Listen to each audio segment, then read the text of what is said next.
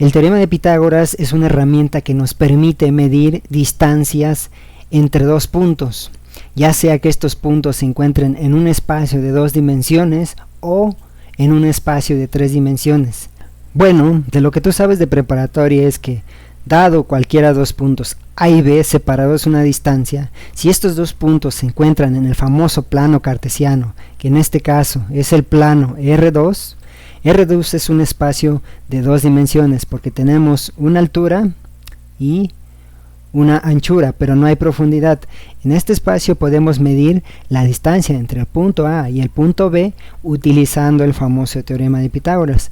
Recuerda que en este espacio cada punto que tú puedas dibujar en este espacio tiene asociada una coordenada X y una coordenada Y. Si nosotros tenemos el punto A, vamos a suponer que el punto A tiene coordenada X1 y de altura tiene coordenada Y1, mientras que nuestro punto B tiene coordenada X2 y de altura Y2. Entonces, tú puedes calcular esta distancia que hay entre el punto A y el punto B usando el teorema de Pitágoras. ¿Qué nos dice el teorema de Pitágoras? El teorema de Pitágoras nos dice que la hipotenusa al cuadrado es igual a al cuadrado, esta longitud, más b al cuadrado, esta longitud. Pero si tú haces un poquito de álgebra te vas a dar cuenta que la longitud A no es más que la longitud x2 que comienza aquí en el origen, termina aquí, y le restamos la longitud x1. Entonces A no es otra cosa que x2 menos x1. Aquí lo tenemos. Mientras que para B sucede lo mismo. B no es otra cosa que restar y2 menos y1.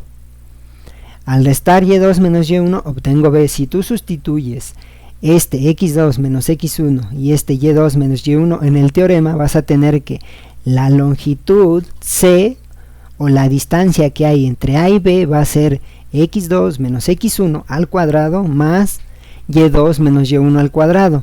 Si de ahí despejas C, vas a obtener que C es igual a la raíz cuadrada de x2 menos x1 al cuadrado más y2 menos y1 al cuadrado. Esta es la idea de distancia entre dos puntos en un espacio de 2 dimensiones, pero yo puedo extender esta idea a espacios todavía más grandes. Vamos a suponer que yo tengo un espacio de 3 dimensiones. La idea de teorema de Pitágoras en un espacio de 3 dimensiones es análoga a la idea del teorema de Pitágoras en un espacio de dimensiones, solo que ahora vamos a tener una diferencia. Ahora tenemos 3 dimensiones, tenemos un largo, un ancho y un alto. Cualquier punto en este espacio tiene coordenadas X, Y y Z. Nuestro teorema de Pitágoras sigue siendo aplicable aunque estemos en este espacio de 3 dimensiones, solo que ahora agregamos una nueva coordenada, la coordenada Z. Si aplicamos el teorema de Pitágoras, vamos a suponer que mi punto A tiene coordenadas X1, Y1, Z1 y mi punto B tiene coordenadas X2, Y2, Z2. Aplicamos el teorema de Pitágoras tal y como lo hicimos para el caso de 2 dimensiones, despejamos C. Solo hay una pequeña diferencia, que ahora aparece la nueva coordenada Z2 menos Z1 elevado al cuadrado. Como puedes ver, la idea de teorema de Pitágoras se puede generalizar de 2 dimensiones a 3 dimensiones. ¿Podrá esto generalizarse a un espacio no solo de 2, de 3, sino también a un espacio de 4, de 5, de 6, de 7, de 8, de n dimensiones, las dimensiones que nosotros quieramos? La respuesta es que sí. Sí podemos generalizar este teorema a cualquier número de dimensiones. ¿Y cuál será la utilidad de generalizar este teorema? Para poder aplicar la idea del teorema de Pitágoras a un espacio no solo de 2 o 3 dimensiones, tenemos que tener algo en cuenta, algo muy importante. El espacio de 2 dimensiones yo sí lo puedo dibujar porque sé que son 2 ejes, uno perpendicular al otro. Entonces tengo una altura y una anchura. Si quiero dibujar un espacio de 3 dimensiones, puedo dibujar un tercer eje perpendicular a estos dos ejes anteriores que ya tenía. Y no hay problema, puedo poner cualquier objeto aquí con profundidad, con un ancho y con un alto. El problema viene cuando quiero dibujar un espacio de 4 dimensiones. Ya no puedo dibujar un espacio de 4 dimensiones en esta hoja de papel, porque mi siguiente cuarto eje tendría que ser perpendicular a los 3 que ya existen, y no hay manera de dibujar un cuarto eje que sea perpendicular a estos. No se puede. Entonces sí podemos dibujar R3 en un papel, pero los espacios que siguen, R4, R5, R6, R7, R8, etcétera, ya no los podemos dibujar, mucho menos un espacio de n dimensiones. Matemáticamente puedo trabajar ese espacio, pero no lo puedo dibujar. ¿Cómo extendemos entonces la idea de teorema de Pitágoras a un espacio más grande? Supongamos que yo pudiera dibujar, cosa que no puedo hacer. Si yo tuviera mi espacio de n dimensiones, donde n va a representar el número de dimensiones, entonces yo tendría mi eje x1, mi eje x2, mi eje x3, mi eje x4. Cada uno de estos ejes representa una dimensión. Esta es una manera un poco burda de querer representar ese espacio. Recuerden que no lo podemos dibujar, simplemente estoy diciendo con cada una de estas líneas rojas representa una dimensión de este espacio, el espacio de n dimensiones. Ahora vamos a ver cómo calcular la distancia entre dos puntos A y B en este espacio. ¿Cómo se calcula esta C? Si uno quiere generalizar la idea del teorema de Pitágoras, para 3 dimensiones el teorema de Pitágoras me decía que C es la raíz cuadrada de x2 menos x1 al cuadrado más y2 menos y1 al cuadrado más z2 menos z1 al cuadrado. Todo esto está dentro de la raíz. Esto es para un espacio de 3 dimensiones.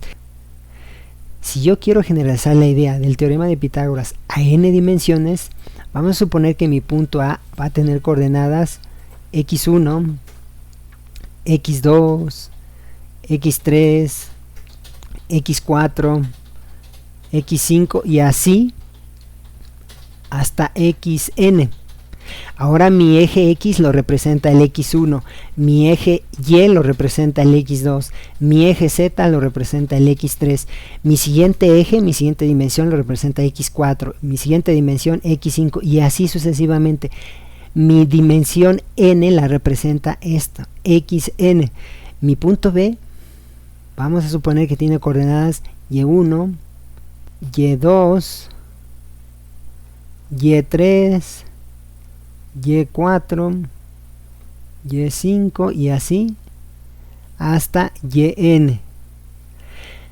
Si quiero generalizar el teorema de Pitágoras, yo voy a tener lo siguiente, voy a tener que C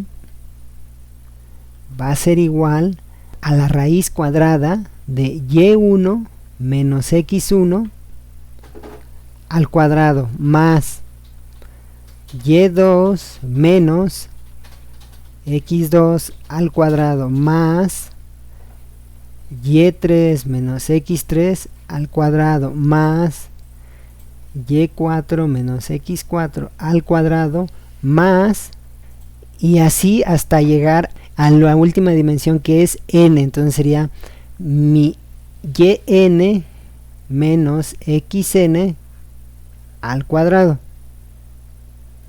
Recuerden que n representa la dimensión del espacio que estoy trabajando. En este caso mi espacio tiene n dimensiones. N puede ser 1, que sería una recta, R1 es una recta, R2 es el plano cartesiano, R3 es esto que tenemos aquí, R3, R4 sería un espacio abstracto con 4 dimensiones, R5 otro espacio abstracto con 5 dimensiones, R6 y así sucesivamente.